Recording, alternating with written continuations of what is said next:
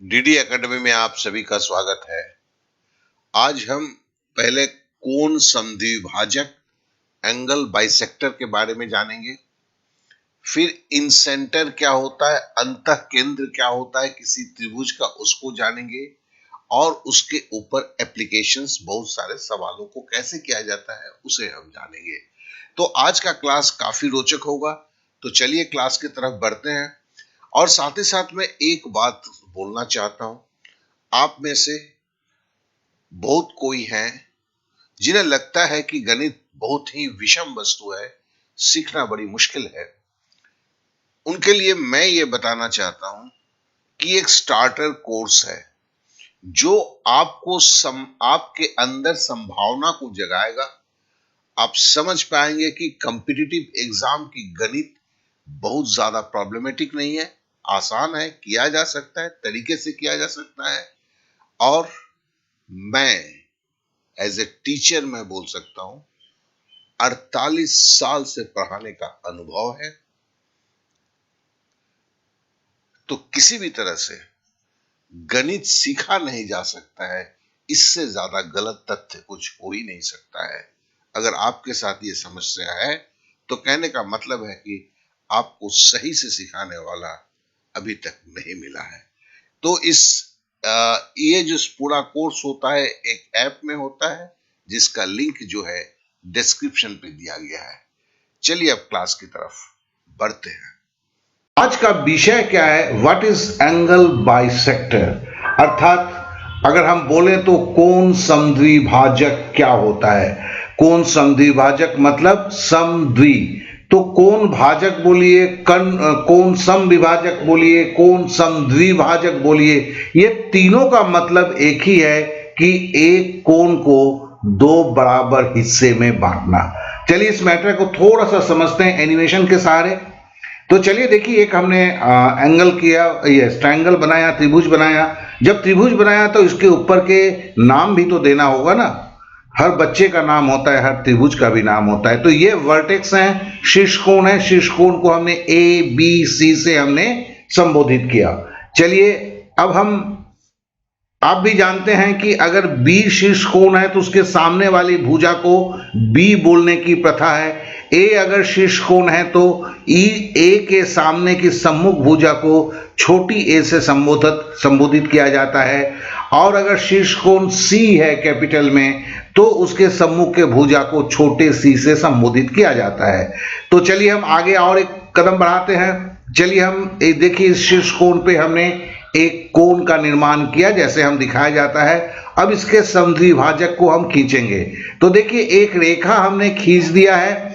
इस रेखा को हमने ऐसे खींचा हुआ है कि ये BC पे, मतलब इस त्रिभुज के आधार पे D बिंदु पे मिलती है। और ये जरूरी नहीं है कि D बिंदु BC को दो अलग भागों में बांटे, लेकिन ये जो कोण है, हमने कोण समद्विभाजक की बात कर रहे हैं। तो ये कोण जो है, सपोज ये अगर आप 80 डिग्री का है तो इधर भी 40 डिग्री होगा, इधर भी 40 डिग्री होगा। यही समद्विभाजक या एंगल बाइसेक्टर का मतलब होता है। तो देखिए हमने यहां पर K लिख दिया और इधर भी हमने K डाल दिया। तो मतलब है कि अगर मैं एंगल बाइसेक्टर की बात करता हूं तो सिंपल है, ये किसी कोण को जिस कोण के ऊपर ये समद्विभाजक रेखा खींचा जाता है उस कोण को वो दो भागों में बांटता है। तो चलिए एक मोटा मोटी हमें आइडिया हो गया। अब हम बोलते हैं कि संशय में मत रहो। हाँ, ये संशय मैं चूंकि पढ़ाता हूं बच्चों के साथ, मेरा बहुत ज्यादा ये रहता है, घनिष्ठ संपर्क है, जिसके चलते देखता हूं कि ये कंफ्यूजन काफी ज्यादा होता है। तो चलिए इसे हम समझ लेते हैं।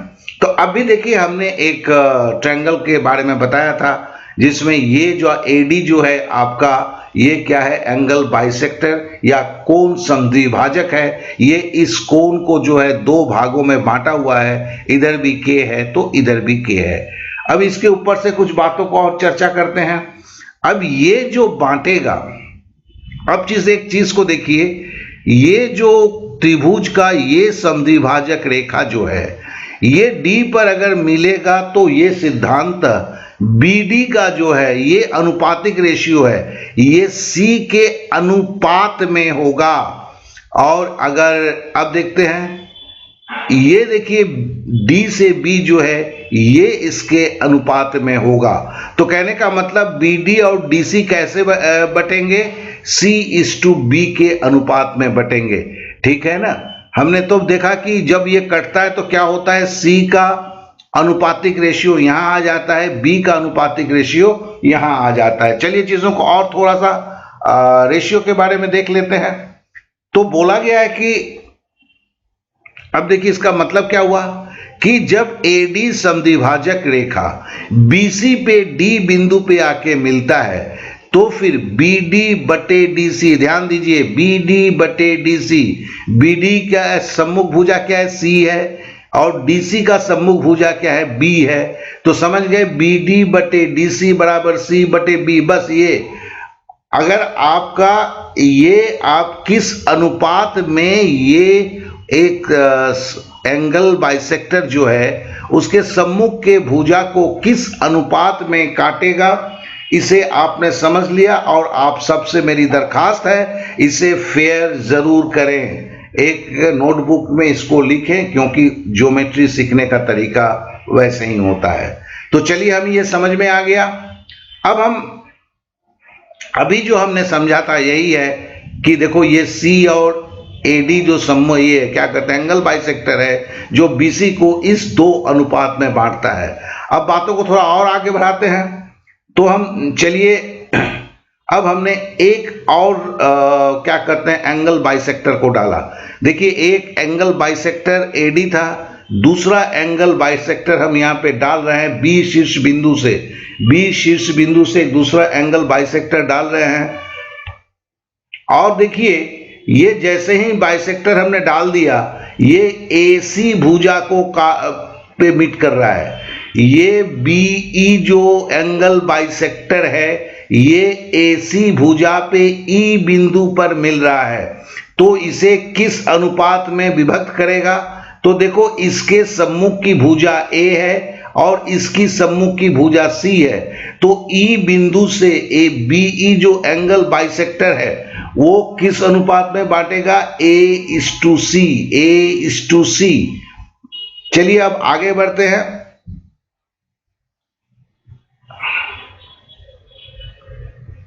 देखिए CE/EA, ठीक है ना, किस में बांटा गया, A/C में, A/C में। क्यों, क्योंकि ये था समद्विभाजक ये है, इसकी सम्मुख भुजा A है, इसकी सम्मुख भुजा C है।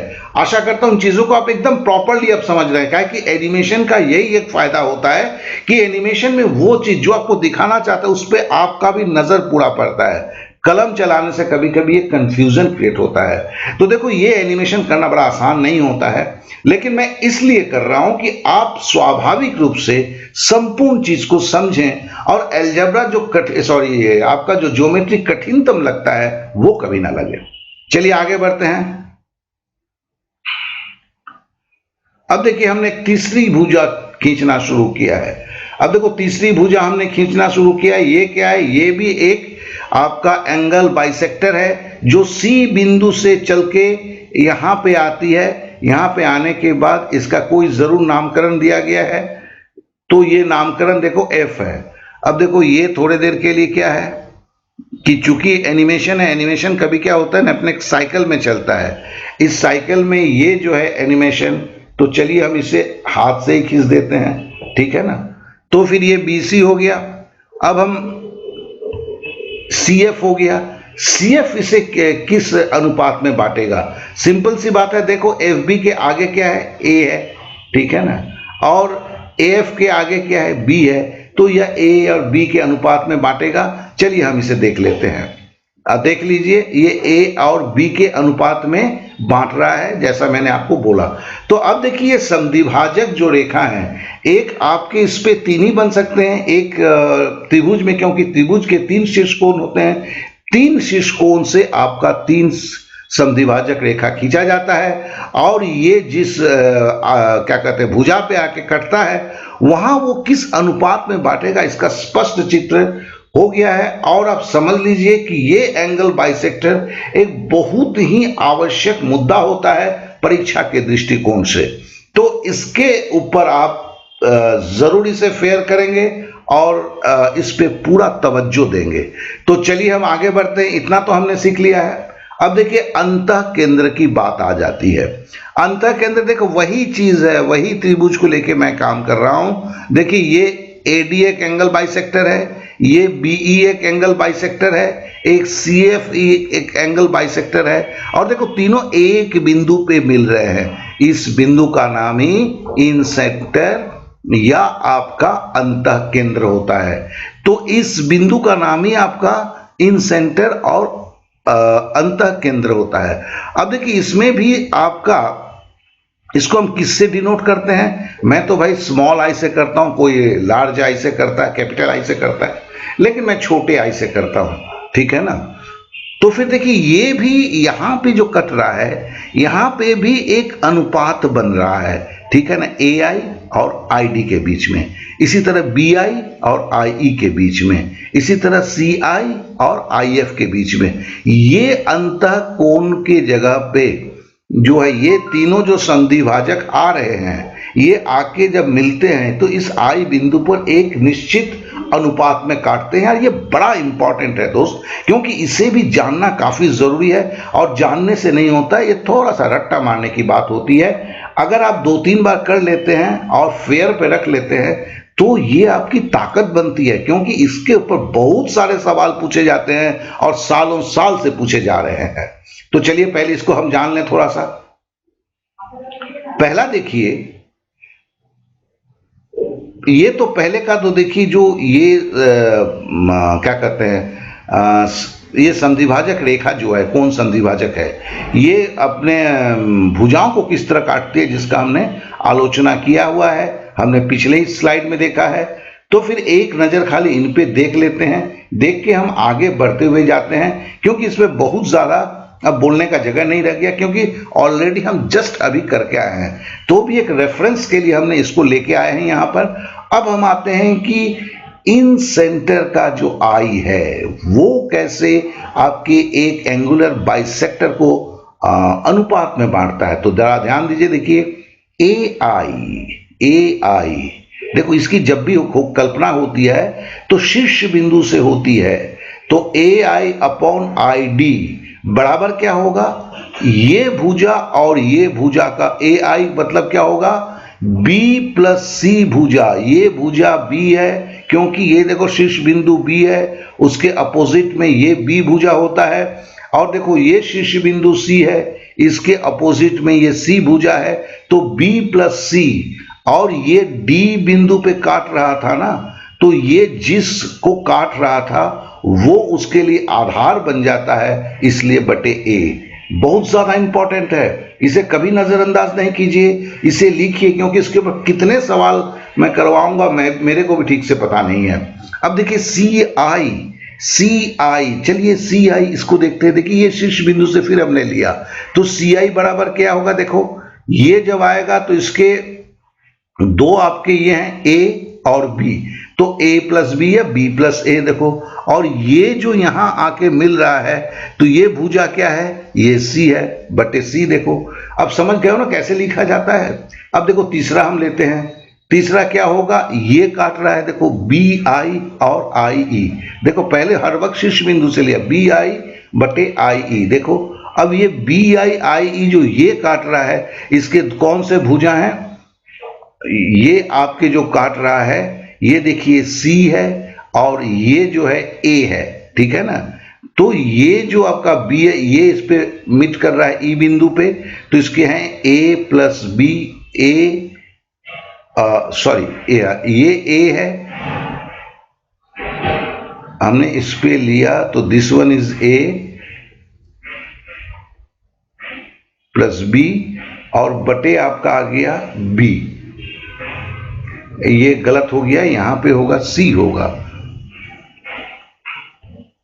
क्यों, ये देखो यहां पे ये काट रहा है, तो ये सी होगा और ये आपका ए होगा, तो this will be the C plus A. और ये नीचे जो मीट कर रहा है वो आपका मतलब ये सी प्लस ए होगा, ठीक है। यहां पे थोड़ा सा टाइपिंग मिस्टेक हुआ है, तो सी प्लस ए अपॉन बी। तो हमें समझ में आ गया। देखो ये अंतःकेंद्र का, ये आप बड़ा आसान होता है इसको करना, सिंपल है कि ऐसे ऐसे गए तो इसके सामने वाली भुजा कौन सी आएगी, ये किसको रिप्रेजेंट करेगी, सी को रिप्रेजेंट करेगी, और ये किसको रिप्रेजेंट करेगी, ए को रिप्रेजेंट करेगी, ठीक है ना। तो देखो ए प्लस सी हो गया, और तुम्हारा कहां पे मिल रहा है, इस पे मिल रहा है, तो ये बी नीचे है। तो ये पोजीशंस को आपको देखते हुए करना है, चीजें बहुत ही आसान है दोस्त, केवल आप तरीके से समझते हैं, चीजों को समझते हैं तो बड़ा आसान हो जाता है। तो चलिए अब हम इसके एप्लीकेशन पे एक नजर डालते हैं। एप्लीकेशन का कहने का मतलब क्या है दोस्त, कि हमने ए बी सी दिया, अब इसकी 3 वैल्यू दे देते हैं। चलो बी सी को हमने 5 यूनिट पकड़ लिया, ए सी को हमने 4 यूनिट पकड़ लिया, और ए बी को हमने 3 यूनिट पकड़ लिया। तो फिर अब देखो इसी पे सवाल आते हैं, बोला जाता है एडी अगर काटता है कोण संधि भाजक तो उसका भुजाओं का अनुपात क्या होगा। तो देखो भुजाओं का अनुपात BD बाई DC जो है, BD बाई DC क्या होगा, ये 3:4 होगा। फिर उसी तरह देखो CE और EA, CEEA कहां चला गया, जरा हम देखते हैं, CE और EA, तो देखो C यहां पे, E है, E और A यहां पे है, तो ये तुम्हारा बाइसेक्टर काटा हुआ है। तो फिर हमारा क्या होगा, 5, देखो यहां से 5 गया और यहां से 3 गया, 5/3। अब देखो फिर बोलता है BF BF और FA, मतलब ये बाइसेक्टर तुम्हारा जो है ये काटा हुआ है, तो फिर इसका अनुपात क्या होगा। अब देखो BF किसको रिप्रेजेंट करता है, 5 को, ठीक है ना, और FA किसको रिप्रेजेंट कर रहा है, 4 को, देख रहे हो ना। तो जिस तरह से देखा जाएगा तो ये इस तरह से रिप्रेजेंटेशन हमें समझ में आया। और इसका एक इंसेंटर भी होगा ना, देखो तीनों एक से कर रहा है ना, अंतःकेंद्र बनेगा। तो इसके ऊपर देखो यही सवाल आते हैं एग्जाम में दोस्त, बोला जाता है कि एडी बाइसेक्टर का अंतःकेंद्र से अनुपातिक क्या होगा। तो देखो AI और ID, AI और ID जब हम इसको बोलते हैं तो क्या बोलते हैं, इन दोनों भुजाओं का जोड़, ठीक है ना, ये कर रहा है AI, तो 4 + 3 डिवाइडेड बाई 5। उसी तरह दूसरा हम देख लेते हैं, बोलता है देखो CI इज टू IF, मतलब ये संधिभाजक की बातें हो रही है, तो फिर क्या होगा, देखो इसके क्या है, 4 + 5 हो गया, और ये भुजा की क्या है, 3 है, तो 4 + 5 + 3। अब जरा इसकी देखते हैं, BI + IE। अब देखो BI + IE, ठीक है, तो BI का क्या है, यहां गलती हो गया है दोस्त, ये 5 और 3 होगा, दिस वन इज 5 और 3 होगा, ये पहले की जो गलती है वही गलती फिर से यहां पे दोहराई गई है, तो फिर ये 3 होगा, ठीक है ना। तो देन इट विल बी 5 + 3/4, ठीक है। तो ये जो है हमने देखो इसकी एप्लीकेशंस को हमने समझा। तो मैं आप लोगों से यही आगाह करूंगा कि आप जो आप क्या कहते हैं, इसके ऊपर जो आप तैयारी कर रहे हैं ज्योमेट्री, मेरे साथ बने रहिए, एक बेसिक्स से चलते हुए। अभी मैं सवालों को नहीं पकड़ रहा हूं, क्योंकि अगर बेसिक्स आपका क्लियर नहीं होगा तो फिर आप सवालों को कर नहीं पाएंगे। कुछ सवाल करके आपको लगेगा कि आप समझ गए, लेकिन आपको आगे चल के जब सवाल आएगा तो आपको कंफ्यूजन क्रिएट होगा। और इसके साथ साथ देखिए, मैंने बहुत सारे जो हमने अभी तक के ज्योमेट्री के जो क्लास किए हैं उसका मैंने लिंक दिया है, पहले के भी ज्योमेट्री का क्लास दिया है उसका भी लिंक दिया है। आशा करता हूं ये सारे चीज आपके काम में आएंगे।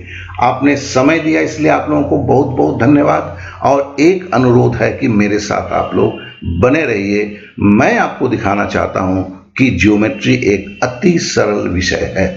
ओके देन, जय हिंद।